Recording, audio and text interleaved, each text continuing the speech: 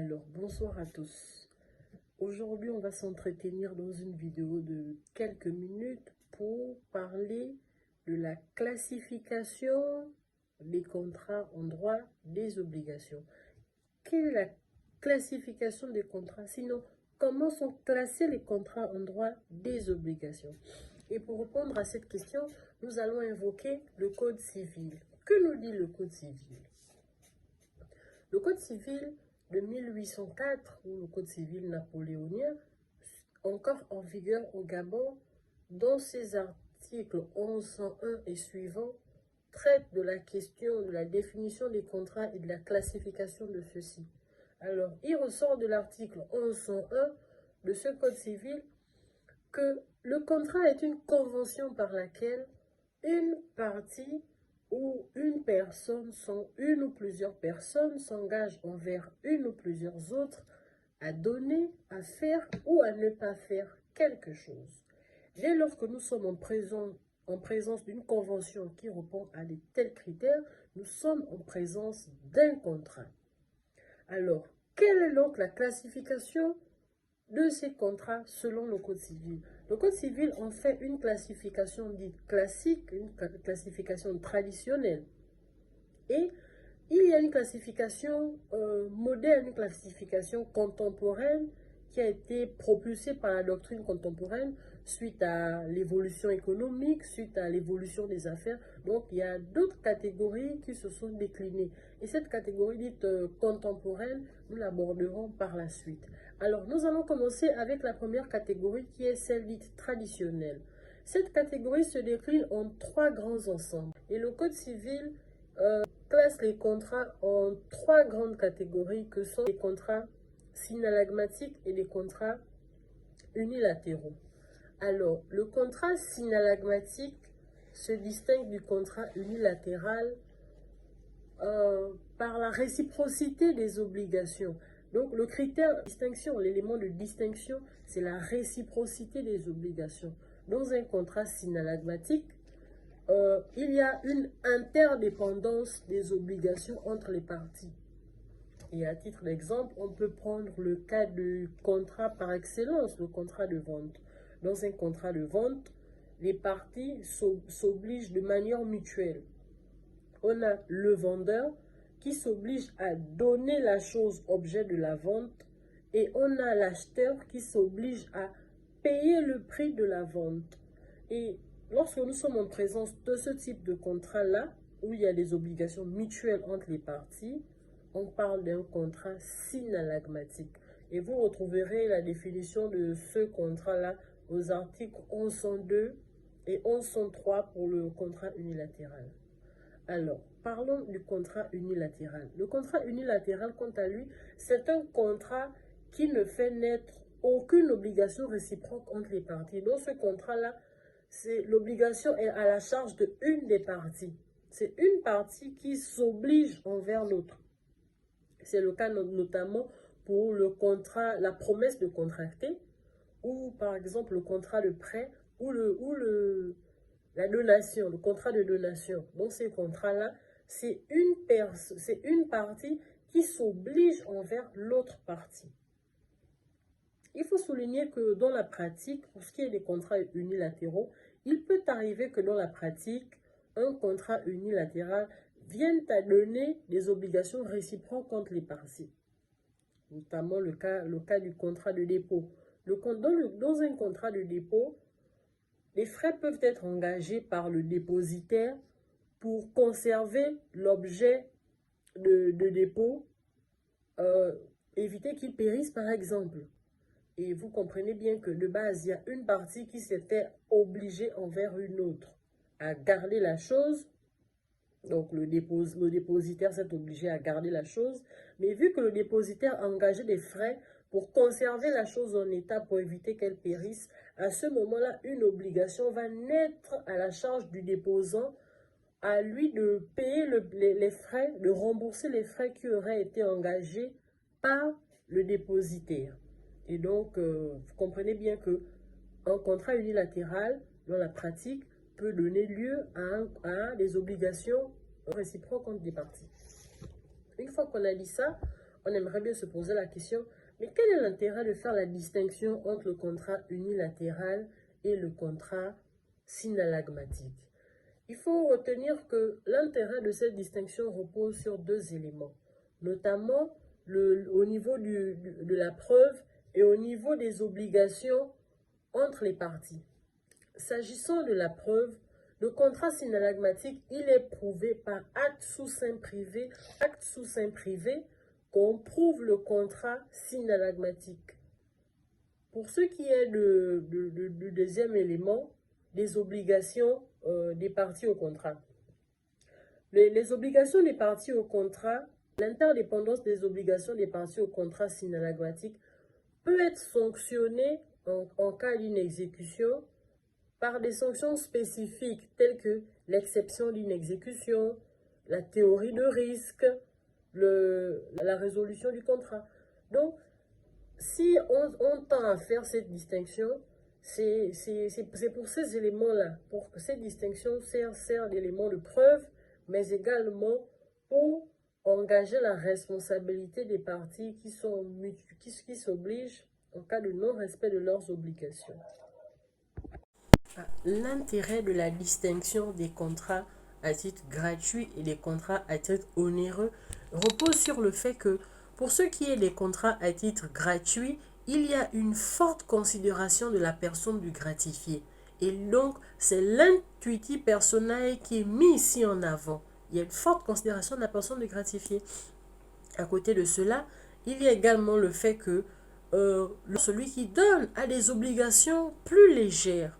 Par contre, pour ce qui est de l'exigence de la forme, l'exigence de la forme de l'acte, elle est rigoureuse. Parce que, on prend le cas de l'acte de donation, la loi dit que pour les actes de donation, il y a l'exigence de l'écrit et ces actes doivent être des actes authentiques, c'est-à-dire des actes notariés. Et à côté de cela, on a également que dans le contrat à titre onéreux, il y a un régime de protection des tiers. Et ce régime de protection des tiers-là tient notamment à l'action en nullité, par exemple, de l'acte. L'action en nullité de l'acte, l'action polienne. Et à côté de cela, nous avons également le régime fiscal. Donc, voilà un peu quel est l'intérêt de la distinction de cette deuxième catégorie-là. À côté de cette deuxième catégorie, nous avons une troisième catégorie qui est celle des contrats cumulatifs et des contrats aléatoires. Alors, il s'agit également d'une distinction qui est dérivée de la précédente et qui repose sur les articles 1104 du Code civil. Alors, qu'est-ce qu'un contrat cumulatif? Le contrat est dit cumulatif lorsque l'obligation de chaque partie peut être appréciée au jour de la conclusion du contrat. Qu'est-ce que ça veut dire? Ça veut simplement dire que un contrat est dit cumulatif lorsque, pendant que les parties concluent ce contrat-là, on peut savoir à l'avance quelles seront les obligations de ces différentes parties-là. Notamment le contrat de travail. Lorsqu'on conclut un contrat de travail, on sait à l'avance quelle est la tâche qu'on doit accomplir et quelle est la rémunération qu'on aura. En revanche, le contrat, il est dit aléatoire lorsque l'importance de prestation d'au moins l'une des parties au contrat n'est pas connue à l'avance. Ce n'est qu'à la survenance de l'aléa que le contrat va se mettre en exécution. Là également, la question se pose, pourquoi faire une distinction? Et la réponse, c'est simplement que qu'il faut rechercher l'intérêt de la distinction dans la présence de l'aléa. C'est l'existence de l'aléa, l'existence ou l'absence de l'aléa qui affecte les obligations réciproques des parties. L'intérêt principal de la distinction tient à la possibilité que dans le contrat commutatif, il y a une possibilité d'apprécier le déséquilibre contractuel dès la conclusion du contrat. C'est-à-dire dès la conclusion du contrat, il y a une possibilité d'apprécier le déséquilibre des prestations et de demander la rescission pour lésion du contrat. Ce qui n'est pas possible dans le contrat aléatoire du fait de l'aléa que comporte le contrat. Dans un contrat aléatoire, l'aléa chasse la lésion. Dans un contrat aléatoire, l'aléa chasse la lésion. Et un contrat aléatoire qu'on pourrait citer, on a notamment les contrats d'assurance, contrat de vente viagère. Et quand je parle de contrat de vente viagère, je pense tout de suite à l'histoire de l'avocat qui a fait une vente viagère avec la dame âgée, une histoire que tous les apprentis juristes connaissent. Vous voyez? Donc, dans le contrat aléatoire, le contrat est mis en exergue. Ce n'est qu'à la survenance de l'aléa. Donc, voilà là les trois grandes catégories classiques de la classification des contrats en droit civil. Alors, à côté de cette catégorie, à côté de cette classification classique, il y a une classification que je vous ai dit tout à l'heure, une classification moderne, une classification nouvelle. C'est celle des contrats nommés et des contrats innommés. Alors, qu'est-ce qu'un contrat nommé? Qu'est-ce qu'un contrat innommé? Il faut déjà dire que cette classification nouvelle trouve ses fondements dans les articles 1107 du Code civil. Le contrat est dit nommé lorsque son régime juridique est spécialement défini par la loi, un règlement ou un usage.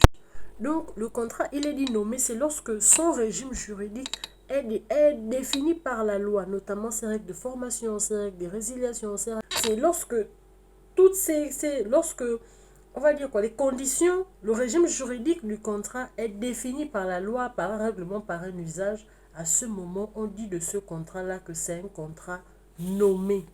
En revanche, un contrat, il est dit innommé lorsque ce contrat-là est créé par les parties en dehors des règles prévues par la loi et qui obéissent pour l'essentiel aux règles de droit commun. Donc, lorsque un contrat est défini par les... Lorsqu'un contrat est créé par les parties en dehors des modèles prévus par la loi, on est en présence d'un contrat innommé. L'intérêt pratique de ces contrats se situe au niveau des régimes applicables au contrat. Pour ce qui est du contrat nommé, le régime applicable est celui déterminé par la loi. Le régime des contrats innommés sera déterminé par le juge en fonction des principes généraux, des obligations, des conventions, mais également des échéances et des usages. Et donc, qu'est-ce qu'on constate aujourd'hui? On constate aujourd'hui que la créativité du monde des affaires, du domaine économique, emmène à faire en sorte que davantage le domaine des contrats innommés et par conséquent développe ou met en exergue la véritable liberté contractuelle. Alors, et donc pour rappel, le Code civil classe les contrats en trois grandes catégories. Ce sont les contrats synallagmatiques et les contrats unilatéraux. L'élément qui permet de distinguer ces contrats dans cette catégorie-là, c'est la mutualité des obligations, la réciprocité des obligations. C'est donc l'absence de réciprocité d'obligations dans une catégorie qui caractérise l'autre catégorie. La deuxième catégorie, c'est celle des contrats à titre onéreux et à titre gratuit. Là encore, dans cette catégorie, c'est l'absence de contrepartie qui catégorise la distinction de ces deux types de contrats. Et dans la troisième partie, nous avons des contrats cumulatifs et des contrats aléatoires.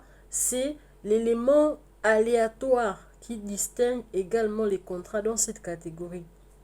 Et à côté de cette classification dite classique, nous avons une classification moderne, une classification contemporaine. C'est celle des contrats nommés et des contrats innommés. Dans cette classification également, la distinction repose sur l'élément de la source même du contrat.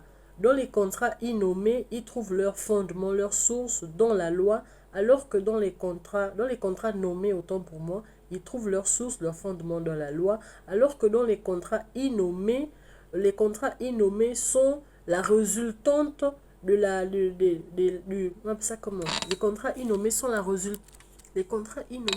résultante même de la volonté des parties. Alors, c'est tout pour aujourd'hui. On se retrouve très prochainement pour une prochaine vidéo sur des notions de droit. Au revoir à tous.